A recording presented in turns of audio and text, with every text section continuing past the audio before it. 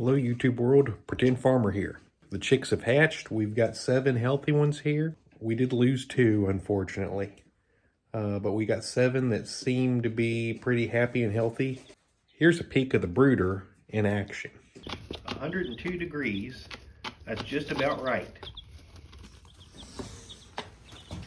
And the main thing is, this brooder is big enough that they can go back here in this area to get away from the heat if they get too warm, but yet maintaining a temperature of over 100 degrees in this corner here, that allows them to get warm if and when they need to.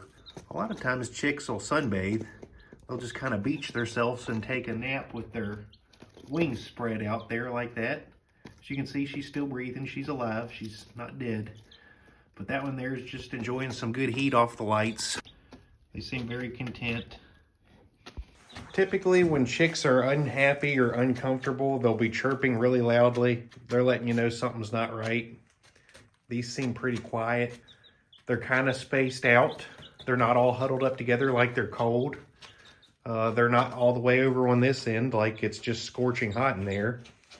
Ideally, your chicks will be spread out evenly throughout the brooder.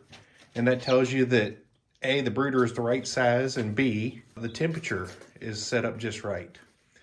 And with a brooder, you'll always want to have your heat on one end of it so that they can go in and out of that to warm up and get away from it as needed. That's how they regulate their temperature till they get feathers. Also notice, I do have a heat lamp and a spotlight generating heat into this thing to get my desired temperature. But I've got hardware cloth over top of this, so there's no way that they can fall down in and ignite anything on fire. And that's really important because you don't want a fire.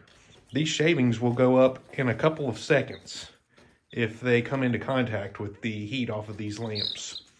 So you really got to be careful doing this. They're going to be staying out here now.